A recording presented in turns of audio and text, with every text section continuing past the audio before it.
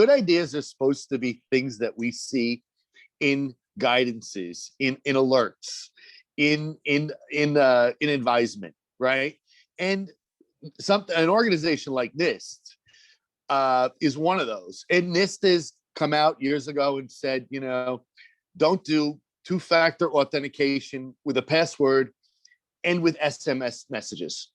Yet, I could find a dozen examples in a day of institutions that do two-factor authentication, major institutions, regulated institutions that use SMS. Find me a security questionnaire that doesn't ask how frequently you change passwords. Yet NIST very clearly came out with password guidance years ago, and you know this as well as I do, and said, stop forcing users to change their passwords. Make them create, and remember good passwords. I mean, that's the guidance. NIST is in many ways the golden, tablet of what you're supposed to do. And when major banks and universities and regulated industries flout that guidance, I mean, how could you expect a simple infrastructure company to miss the logic? All right, so this actually is a good, because I actually get this question from clients all the time, and I actually contribute to the NIST standard. Mm-hmm. And so a really, really close friend of mine and I, who works in the government right now, we had these discussions before NIST made this decision. And what it is it's the classic misinterpretation. And what I mean by that is that if I'm the CISO of an organization and I'm talking to all my architects and engineers on, in my cybersecurity, what I'm going to do is interpret that specific guidance. And I'll talk about what it actually says here in a minute.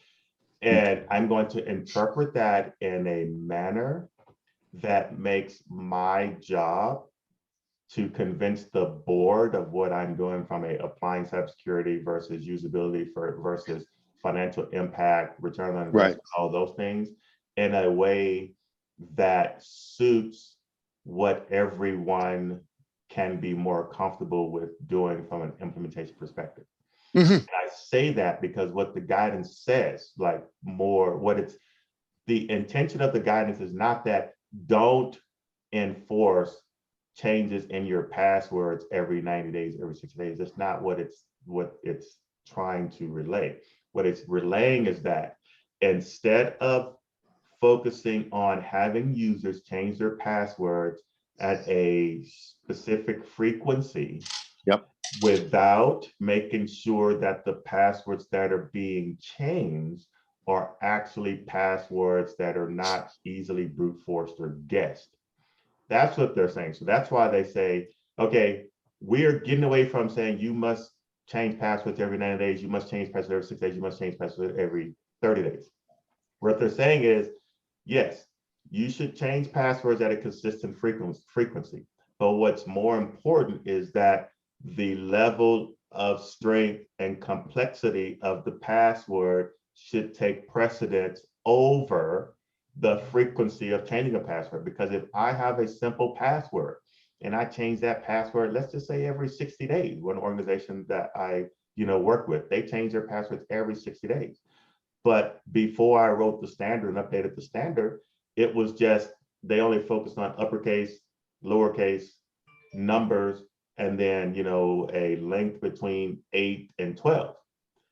Well, the truth is, if I take a simplistic password that meets that criteria and I'm running a brute force algorithm, I can literally run, and I've done this as a proof of concept. I've run a brute force algorithm using some of the simple tools in your average kind of penetration testing stuff that's out there, open source, and in less than an hour, maximum 2 hours, crack that password.